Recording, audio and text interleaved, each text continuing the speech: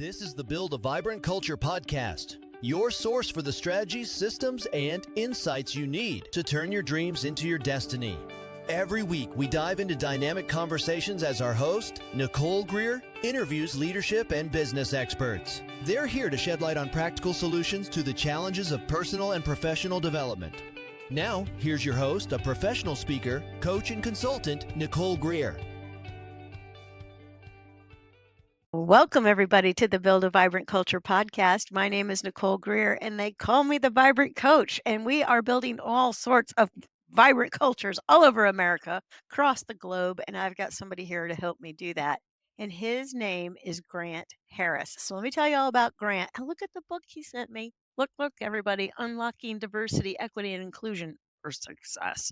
So let's talk about Grant. Grant Harris is the founder and president of GTH Consulting, a minority-owned, disability-owned management consulting firm offering customized organizational development, human capital, and cultural transformation services to public and private clients. Grant is a certified diversity executive, 3 times published autistic author, consultant, speaker, and community board member. His work with institutions move from compliance to community. I adore that, Grant. He helps people achieve organizational excellence while promoting neurodiversity in the workplace from the boardroom to the mailroom. His experience spans the federal government, K-12 and higher education, global corporations, and small nonprofits, reflecting his comprehensive and adaptable approach to various organizational needs. Mr. Harris is a planner, strategist, facilitator, and skilled communicator focusing on the intent and impact of inclusive principles in workplace practices. His ability to guide organizations through small and large organizational transitions has made him a sought-after consultant for strategic planning and the implementation of short to long-range organizational development goals. Grant's passion for diversity and inclusion is more than professional, it's personal. Living with a disability, he recognizes the power of inclusion and the importance of equipping others with the tools to overcome obstacles. Embracing everybody write this down so you can share on social media, hashtag we not me philosophy. His journey is a testament to the unifying force of inclusion, enriching lives, and creating a sense of belonging for all. Hey, Grant, I'm so glad you're here. You're like one really cool dude, and you need to read the beginning of his book where he talks about his own story. It's really pretty cool. Will you share a little bit about your own story? Yeah. Thank you for allowing me to be here. Great honor. Appreciate the bio. Every time I work on my bio, I send it out or I tweak it. Like none of this stuff means anything, but hopefully it means something to someone. So I appreciate it. Yeah, it's been a journey, and I talk about my journey in the beginning of my forward of the book. I wrote it myself. Unfortunately, I'm not important enough to have someone else write my forward for me, but maybe Well, I'll not get there one yet. day. But yeah, so my personal professional journey, I come from a family of 5. I had both my parents in the household, college educated, middle class, African American Black family. Growing up in America, my parents lived through civil rights era and generation. And I am the youngest of 3. I have 2 older sisters. And my journey early on in life had nothing to do with diversity, equity, inclusion, and accessibility as I know it now. However, as I know it now, my entire life fits into those pieces of that puzzle across different journeys. So as a Black man in America, I identify as a Black man in America. That's difficult enough being as is. Fortunately, I am not a statistic in many ways. I made it past the age of 24 without incident with law enforcement and without having gone and participated in the jail system in this country, which is great. But in my opinion, it shouldn't have to be that way in the first place. It shouldn't have to be a statistic to me that I did not participate in those things. So fortunately, I had the opportunity to gain education. I have several degrees and certificates and certifications that make me sound smarter than what I am. But what I am is a lifelong learner, always learning about myself, who I am, how I operate, how people see me. I'm a reader, writer, thinker. I am a psychology major, so I think about my thinking a lot. Mm, And I the help now. metacognition. Yes, yeah. And unbeknownst to me, my thinking about my thinking comes and stems from my autistic nature. I was diagnosed as autistic late in life, in my Mm, late 30s. It's been almost 3 years now since I was diagnosed. Leading up to that, I spent time in K-12 education as a special educator. I taught autistic kids in a Title I majority minority English as a second language. If you can make it here, you can make it anywhere type of environment. nice. And leading up to that, I spent my college education at a military school. I was the first and only in my immediate family to go to military school, was a college scholarship athlete, had the fortune and joy of playing football All right. in my former years when I used to be fast and now. And all of these things, teaching military school environments, leadership roles, both formal and informal in the workplace. And I didn't always have a footing from my work perspective, meaning this is who I am, this is what I do. I never grew up saying this is what I want to be when I grow up. I just knew that I wanted to be good at whatever I did Mm. and make a difference. Isn't that wonderful you Yeah, had that inside of you? Isn't that oh, great? yeah, That was the it thought was. that was in your head? I didn't see it that way at the time. Oh, I And think it's going through wonderful. different jobs and different careers, I've had 3 or 4 careers in my day. Yeah. Um, and now I understand that part of that was my chameleon like ability to change whatever environment I'm in, as structured as I can be as an autistic person.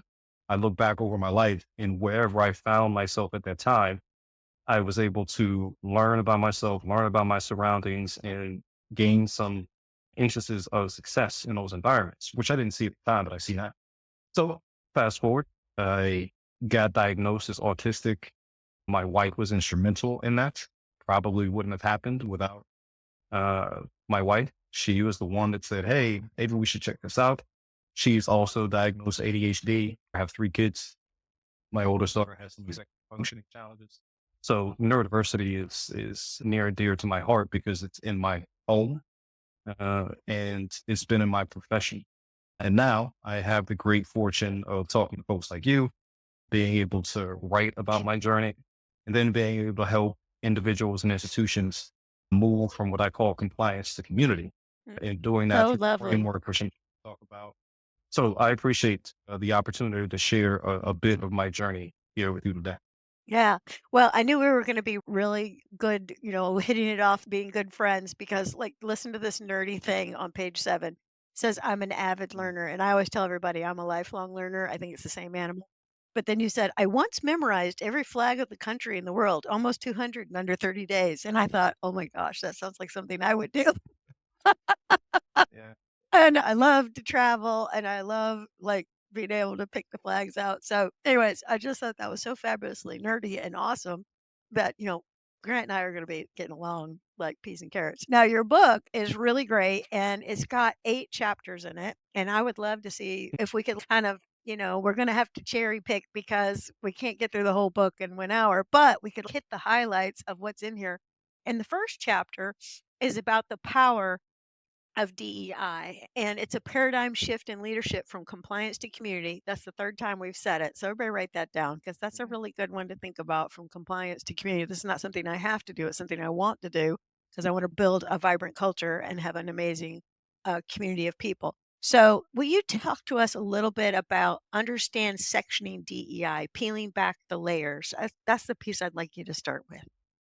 Yeah, well, we're having this conversation. It's been many weeks and months since we set this up. Yeah. Many things have changed in America Yeah, and they around have. the world.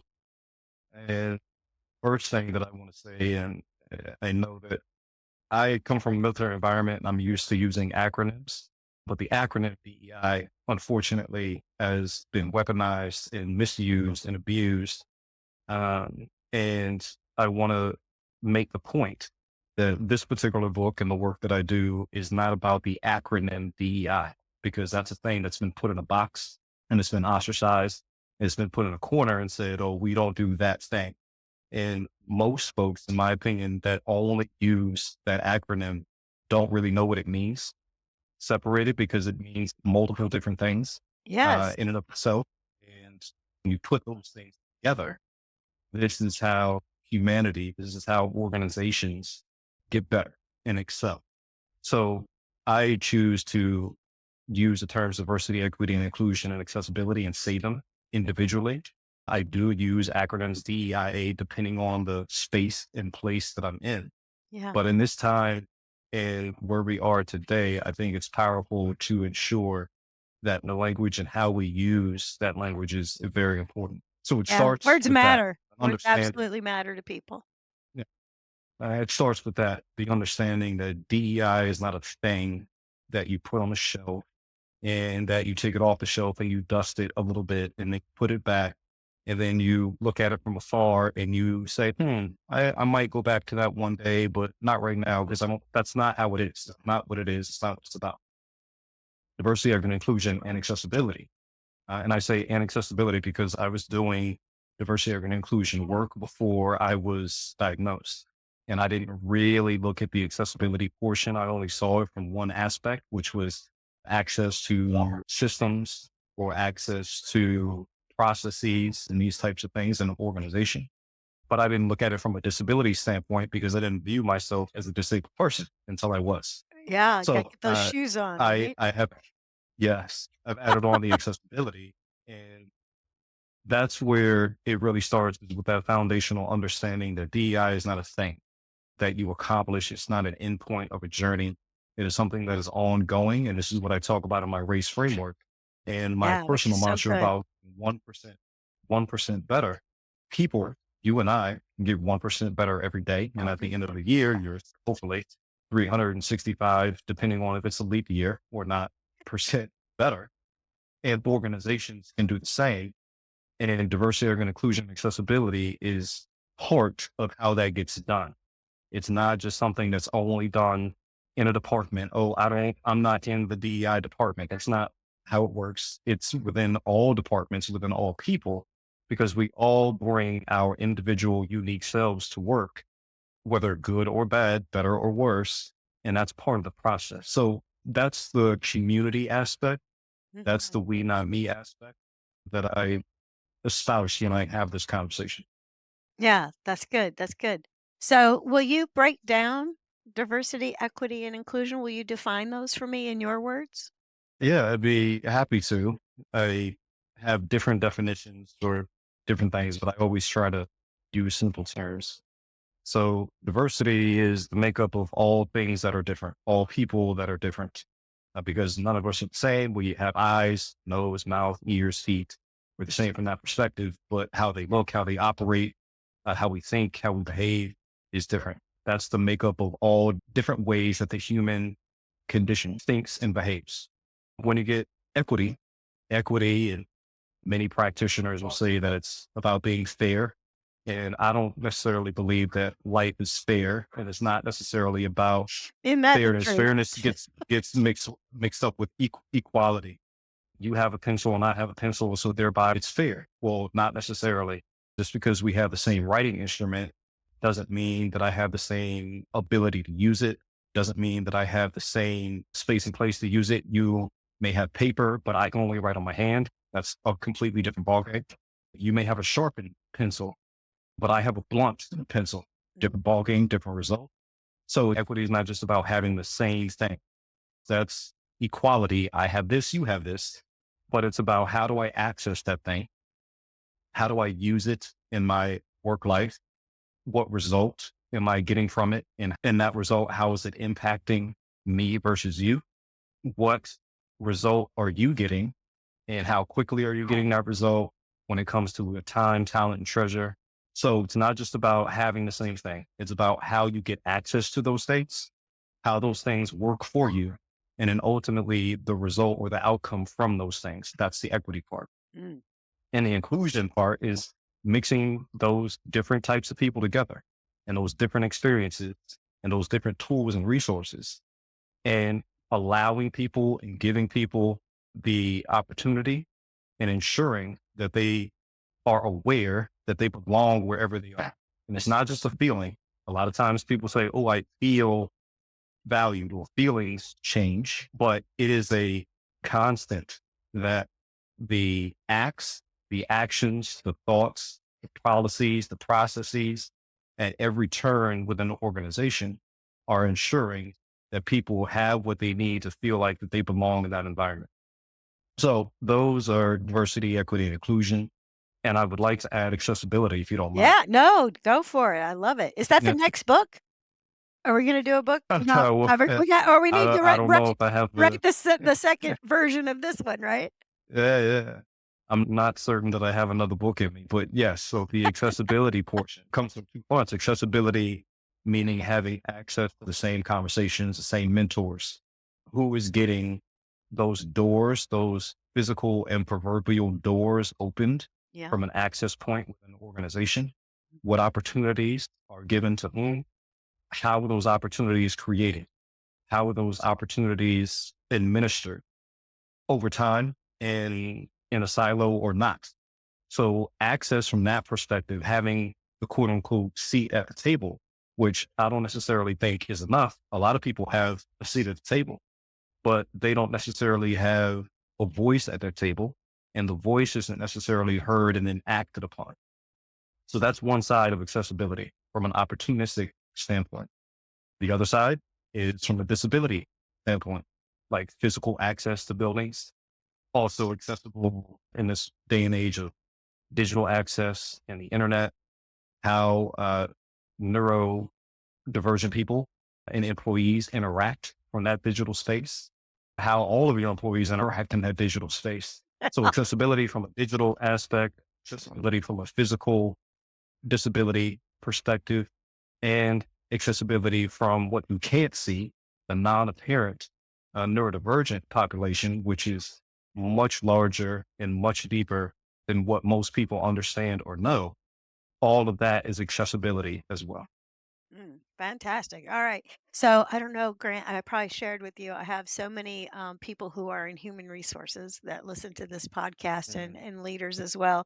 And I think they're already getting a serious education. So thank you. Thank you.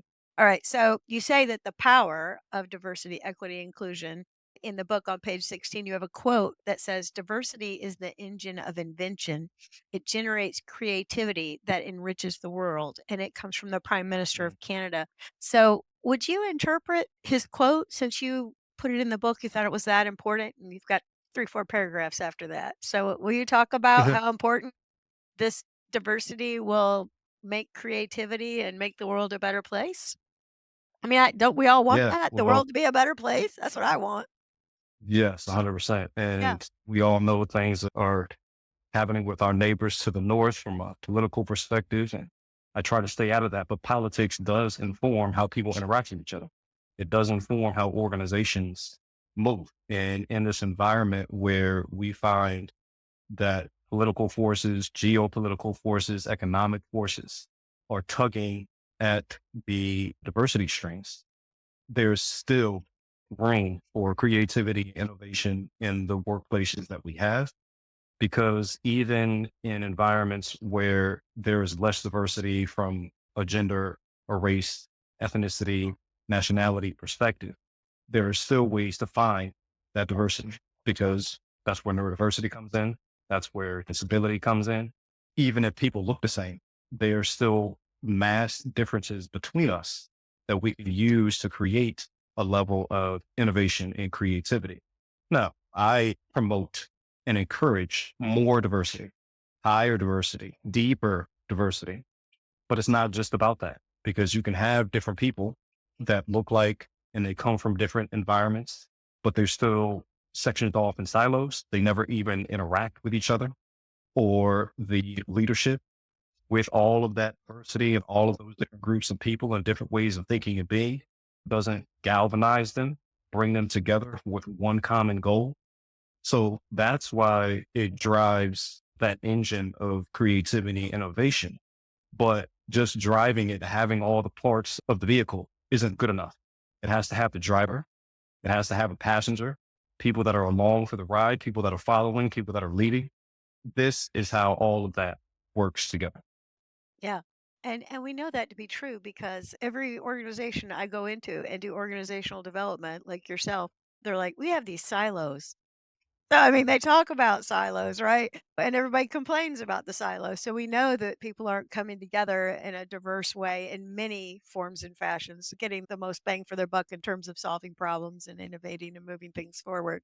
Now, you've got in every chapter, listen, everybody, in every chapter, Mm. Grant's got like a major to-do list for you. Like, he's taken a lot of the guesswork out of, "Well, this is all good and well, Grant, but how do I do it?" But guess what? In the book, he's got, "This is how you do it." So, it's really exciting because I think this book is kind of the gap between talking about diversity, equity, and inclusion and the rubber meeting the road. So, that's what I'm talking about.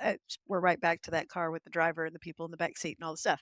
All right, so page 19, here are some steps to help you make progress on your journey, and don't miss his great little quote, compliance to community. And you've got 6 steps to kind of getting things rolling. One is engage in ongoing education and awareness programs. So if somebody Mhm. wanted a trusted education and awareness of what diversity, equity, and inclusion is, where would you point them? We'd point them to your book, but where else would you point people to get this education? I think that's one of the gaps. Where do I go find Well, somebody I can trust and put in front of my people? there are formal and informal ways of getting that education. Yeah. So, formal ways are books, articles, these types of things from a physical standpoint. Informal ways are having conversation, building communities of people that do the work. They have been in positions where social justice, equal employment, and I know that this podcast is focused on HR practitioners, and a lot of that work is, but not all HR practitioners have been in these roles to advocate for these things. You could be in HR and have nothing necessarily to do with any of the things that I'm talking about. However, everything that I am talking about has something to do with the HR roles. Oh, 100%. So there are informal and informal ways of getting that education. I always encourage joining communities. One Slack community that I'm a proponent of is the DEI Hub, which is free, Mm, and it's got over 1,000 members from around the world, 12 to 15 different channels that talk about anything that you could imagine. And it's private and it's free. So I suggest that realm as well if you're open to Slack channels. fantastic. Another is a disability advocacy partner, which is Joshin, Joshin. So the name Josh in. Uh, they are a disability advocacy partner and they partner with actual HR firms from large corporate Fortune 500s to smaller and mid-sized companies as well. And they have monthly webinar series about all different types of disability perspectives and topics. Matter of fact, for Black History Month, they have one coming up next week that I'm participating in, talking about disability and neurodivergence from the Black perspective. So Nice. I highly suggest tapping into Josh and these free resources. They have monthly webinars on all things disability and how their coaches and their partners can interact with HR teams and leadership teams as well. So those are communities that I always suggest seeking out because you get to have interaction. It's one thing to read my book, which I certainly recommend, I and do to sit too. with that and self-reflect, but it's another to have conversation and take these things out into communities and out into workplaces with other people that are doing that work so that you can continue to listen and learn. And that's how I've done it as well. So those are two arenas that I highly suggest participating in. That's fantastic. Are you ready to build your vibrant culture? Bring Nicole Greer to speak to your leadership team, conference, or organization to help them with their strategies, systems, and smarts to increase clarity, accountability, energy, and results. Your organization will get lit from within. Email her at nicole@vibrantculture.com and be sure to check out Nicole's TEDx talk at vibrantculture.com. Okay, and then this next one I think is super duper important. I think one of the functions of great leaders and of great HR folks is to get the right training in front of their people. And so people are always like, what diversity, equity, and inclusion training is out there? What would you suggest? If I wanted to put a program in my organization and expose everybody to it, what would you suggest? Because that's number 2, actions for Well, promoting diversity, equity, and inclusion in the workplace. yes. So it's well known and maybe not well known. DEIA training does not get the job done. So point blank, it doesn't get the job done. It doesn't move the needle. And I am a practitioner in this realm, and I offer trainings and I do Right, trainings, right. but I also am honest because that is not the end goal. Doing a training, doing a webinar, having a workshop is all well and good. And I'm not saying don't do it. No, I because am it's number saying 2 that on that your can list. only, yeah, Yeah, do it, but it has to be in concert with other things. You yeah, are not going to get a more inclusive environment, a more respectful environment, a more equitable environment just by doing training. So that's I right. say that point blank. It's part of the overall puzzle. So one, I do trainings. I'm happy to talk to any of Call your Grant. audience at all. Yeah. But I always say that this training, and I come in if a company, that's what they want. Yeah, that's what you want. That's what you're willing to pay for. That's all well and good. I can do that. But I always say, hey, this is part of an overall service package because training is not going to get it done in and of itself. That's it. I highly recommend trainings that are facilitation based Yeah, and that are being engagement based. The self learning is not always the way to go because unfortunately, we as humans, we will take the path of least resistance. So if you are an HR practitioner or leader and you're looking for a type of training, and there's lots of different categories out there, dozens, all that. I'm not talking about that. I'm talking about the structure of what you're looking for. You should be looking for training in education that is engaging, that is not one and done. mm, It takes time. There should be multiple different stages over time, and they should be increasing in either engagement and or, for lack of a term, difficulty. Not like it's rigorous, but they should be increasing in rigor in terms of, okay, we talked about this in our last session. How are we applying that in the workplace? oh, I think you This nailed is it the right type there. of It's this is the application. type of training, yes, that you should be looking for. How do we put it in practice? Not, oh, well, did you take the self-paced 1 hour training and did you just take the quizzes and that's it? Right. That's not going to get the job done.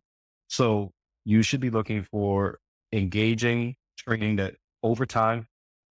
For me, I recommend a minimum of 3 interactions. It's proven from a retail perspective. I used to work retail. My wife used to work retail.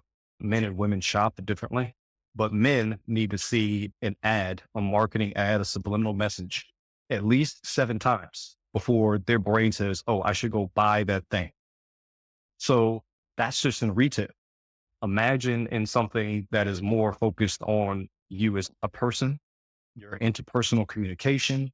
You're going to need to see these things and hear these things and interact with these things over time in multiple different ways in order to see the effect and the ultimate outcome down the line. So that's the type of training that I recommend. I'm not going to say, oh, go here and go here, because you could go to A or B. But if you go to A or B and you don't have the right mindset about how to apply A or B, both of them are going to fail your organization. Yeah, and that's true. And what you also say is not only on diversity, equity, and inclusion, but bias, cultural competence, and emotional intelligence, which I teach that one all the time. And he's absolutely right. I mean, you can teach people leadership doesn't mean they're going to go back and do their leadership differently, right?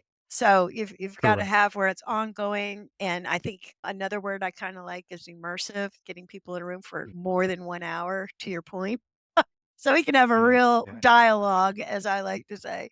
So that's really good. All right. So let me just go through and say that number 3 is conduct an equity audit to identify organizational biases or barriers.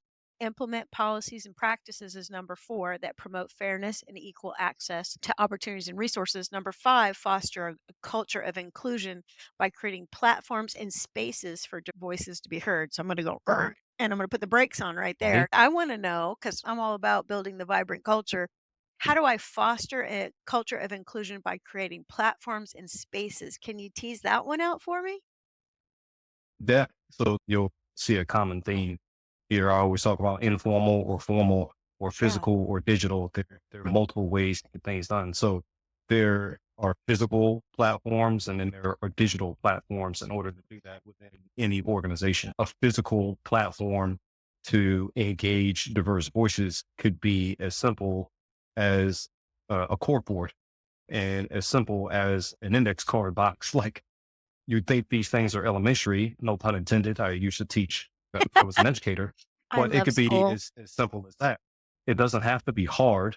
You don't have to have an Ivy League education to give people something to interact with. Now, I'm not saying that you put a pegboard up in the break room and you're good because it's in the corner. No, these are things you can start with. These are things where people can see, oh, someone cares enough about my voice to put this in a public space. And once you start doing those things, that's how you get the 1% better over time. So that's a rudimentary example from a physical space in a break room. But digital spaces, and more sophisticated, so to speak, is building dashboards, looking at, you don't have to call them equity dashboards, but that's what they will end up being. But building dashboards, using Slack channels, creating digital communities, and whatever you would like to call it within your organizational space, where people know that they can go there and that they can have a safe space to express themselves and not disrespect others. It's not okay to express yourself and disrespect your colleague because you say, I have the right to say whatever I want about you. I disagree with that in the organizational aspect. Of course. So building these digital spaces that are safe and that are communicated to all employees at every level. Also, from a leadership perspective, participating. Leaders have to participate in these conversations. If the leaders or the middle managers or the supervisors or the hiring managers are not part of these conversations and it's only subordinates, then you get the us versus them. Then you get the tug of war of the culture versus the we're in this together. We're building a community and I'm having a conversation with you as a hiring manager because I want to get better. You're having a conversation with me as a frontline worker or as an intern or as a tenured professor because you want to get better as well. Now, we have to be aware of the law. We have to be aware of separation of church and state when it comes to privacy and confidentiality. But all of those things can still be mitigated, and you can still have conversations over a dedicated period of time in dedicated channels, either online or off, that people understand that we can have these conversations. It's not going to be perfect. There are going to be mistakes made.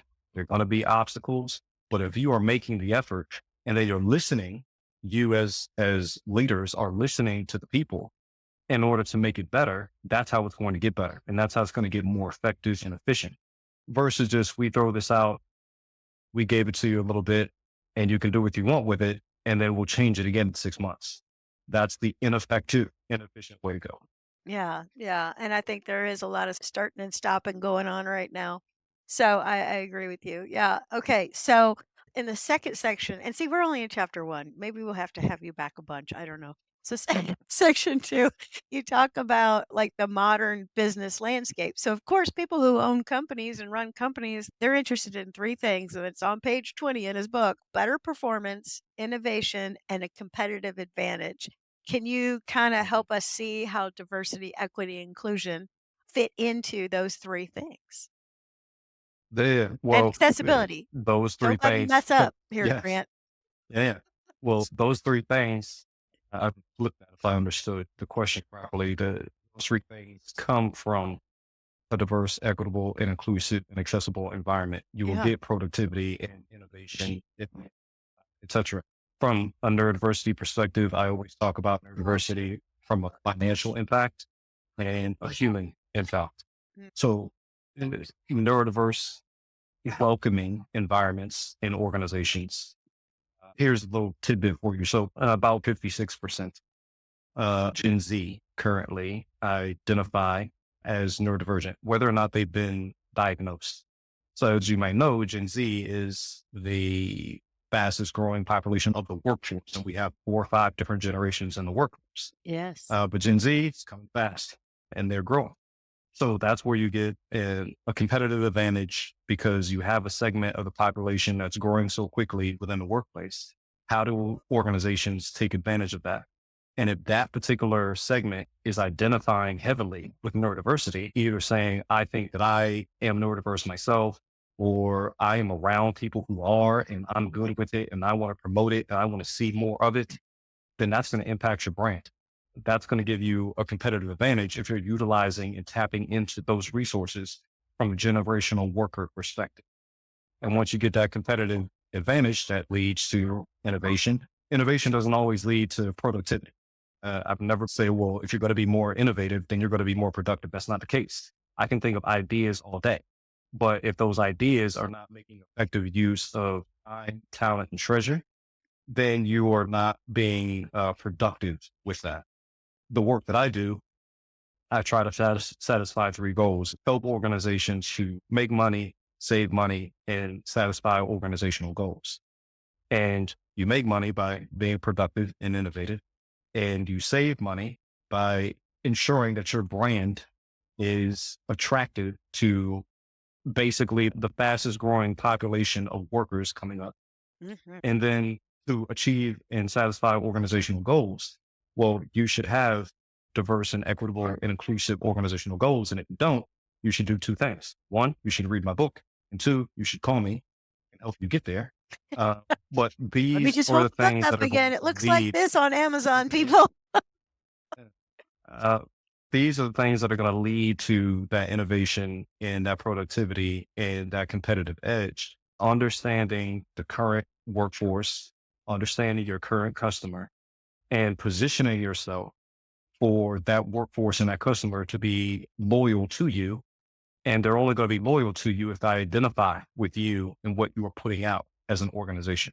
And if they don't, then you're going to lose money. You're not going to make that money. You're not going to be productive, and you'll be out of business. Yeah.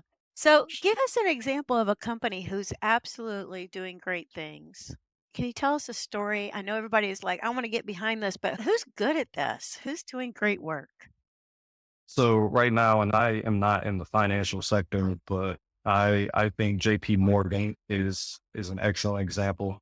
Hmm. And from what I see and from what I know, on a large scale, I give a smaller example as well. Okay, good. Uh, I think the leadership there has been emphatic about not swaying from their mission, from their principles, and saying that this is who we are and this is why we are, and not explaining themselves. That's a different ballgame. They're not saying, well, I have to explain myself to everyone that comes at us and says, why are you doing this way? They don't feel the need to explain themselves to outsiders. They're explaining themselves and reassuring the insiders that this is what we do and this is why we do it, because we care about you. We care about distressed communities. We care about underserved people. We care about the money and the finances that we make doing better for the people that need it the most in these instances. So that conversation to me is more to their people versus explaining themselves to the outside world. So I think JP Morgan is doing an excellent job right now. There are several other mid-sized companies that have come under scrutiny recently that I think are doing well. And let me back up. According to a Forbes survey, over 80% of corporate America and organizations privately owned in the country are holding on to and or increasing their diversity, equity, inclusion, accessibility goals and work. Hmm. Nice. However, that's not the noise that you hear. The noise that you hear, the few very large companies that said, we're backing away, we're not doing this. And there's a caveat to that as well. Some of those organizations, I'm not inside of them as well as I would like to be, but based on what I read and the research, some of those organizations, those types of policies or programs that they have set up are set to sunset around this time. And that's okay.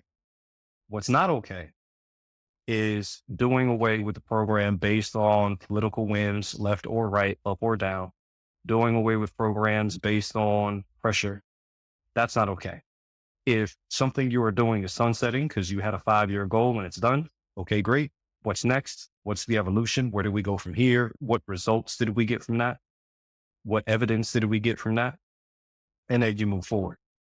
But JP Morgan, and I've been reading about them most recently, I think is an excellent organization in terms of how they are approaching this work and how they are not explaining themselves to the outside world, but reassuring their employees that this is why we are who we are. And these are the principles that we're going to adhere to. Yeah, yeah, it's taking care of their key stakeholders. I love it. Yeah, okay. And so the next thing in the book is all about actions for organizations to implement. So we've kind of talked about, how might you get started? But now that I start the training, and like you said before, it's not a one and done, it's not a digital on site, watch the video, check the box thing. It's a real program. So, how are we going to implement this? And the first thing you said is foster a sense of belonging for employees by implementing inclusive practices. So, can you give us an example of an inclusive practice? Practices come from policies, and policies are both written, formal, and informal as well. So I like to use an example of language because we all can control our language, the words that we use and the order that we use them and the place that we use them. So an inclusive practice from the neurodiversity standpoint is there's a difference between the medical model of neurodiversity, which is all about disorder, dis-ease, dysfunction. And then there's a strength model, which is all about understanding and appreciating people's unique traits of how they think and how they behave. So instead of calling autism a disorder, just say autism. Instead of saying this person has autism, which gives the impression that it is something that was placed on them, not something that is inherent in them. And that's what I believe, that autism and other neurodivergent traits are inherent and not something that is just placed on someone that gives the impression that it's bad. So we're going to call this a disease. We're going to call it a disorder. And that person has that. And then thereby that person is othered and less than, because people who are neurotypical or who do not identify as being neurodivergent or have not had a diagnosis to say so from a medical perspective, somehow now they think better than people who are neurodivergent, which is not the case. They just think differently. So doing away with the medical paradigm and the medical model and using dysfunction and dis-ease and disorder, and then changing words to just calling it what it is, autism versus autism disorder. This person is autistic, and asking how people want to be referred to. And again, that's a way of using words and interpersonal. Well, how do you want to be? Do you say you're an autistic person, or do you say you're a person with autism? And then explain why you're asking, because I want to respect you. I want to be sure that I get it right because we work together, all of that. So not just investigating, well, why do you say you're this? That's an I investigation. don't miss his attitude right there. Yeah. So it's not about investigating a Yeah. person, and you don't have the right to investigate someone else's personal conviction about how they identify. Just like they don't have the right to do it to you. However, you should, from an interpersonal communication standpoint, be comfortable enough and be able to ask people how they would like to be referred to. Nicknames, I always want to get a name right. So I say Richard could be shortened as Rich. Do you like your name short? Like, how should I pronounce your name? Do you want me to say your whole name? These types of communication things lead to a more inclusive environment versus using derogatory medical terms that are all based on disorder and dysfunction and negativity, and transitioning that to remove the disorder and dysfunction to highlight the positive traits in that person, and then ask and have a conversation with that person about how they identify, why they identify that way, without being investigatory.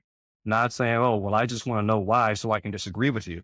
No, I want to know why you identify that way so that we can work together best. I can understand you better, and I can respect you better. these are inclusive ways to communicate within the workplace. Yeah, I love it. Well, we are already at the end of the hour that we're going to spend together, and it just flew Wow. right by. I can't believe it. But here's what I want to do. I don't want to leave people hanging. I do want to say that he's got 9 more actions for organizations to implement diversity, equity, inclusion initiatives. And y'all, I only got to page 23. I got all of these things in here we need to talk about. So maybe Grant will give me 1 more hour of his time someday. We can play this podcasting game again with him. I just want to thank you so much. If you want to figure out how to do diversity, equity, and inclusion, right? And add the A for me, Grant. Accessibility. There we go. That's Accessibility. gonna be the second edition, y'all. All right, and it's develop policies and procedures. If you've been wondering how in the world to do that, it's in here. How to create a DEI framework, measure progress, get accountability, and make systemic. That's his organizational development background. I love that. I got one of those too. Systemic changes in the workplace. This is the book you need. It is by Grant Harris, and you need to hashtag we not me when you post this podcast all over the internet. I am so grateful that you came here. How can people find you? Because they need you. How do they find you? There are a couple places. I keep it Okay. streamlined. So my website is www.compliancecommunity.com. I am on LinkedIn as well. And in the show notes, I'll give you my Linktree website. I list all of my speaking, my writing, my peer group is there, my capabilities for organizations looking for consultants like myself. So I will share that with you as well. But LinkedIn is where I stay and where I communicate and where you can come for more thoughts on implementing neurodiversity in the workplace and also thoughts on diversity, equity, inclusion, and accessibility. Oh, that's so good. All right, Grant, thank you so much for being with me. And hey, all of my SHRM friends listening, invite Grant to speak at your chapter meeting, your state meeting, get him out there to talk to everybody. We appreciate you so much, Grant. Keep up the good work. And I just want to say, I have loved listening to your children in the background. I love kids so much, you have no idea. And Oh, I just kept yeah. hearing like little squeals of delight. And so that was like bonus for me. So I'm grateful. Good to Yeah, be they're a with you. fun time. Have a good one. Thank you. Thank you. Thank you for joining us on this episode of the Build a Vibrant Culture podcast. If you found value in today's episode, please take a moment to leave us a review on your favorite podcast platform. Your feedback helps us improve and reach more like-minded listeners. Remember, the journey to building a vibrant culture never stops. Stay inspired, keep nurturing your vibrant culture, and we can't wait to reconnect with you on the next exciting episode of Build a Vibrant Culture podcast.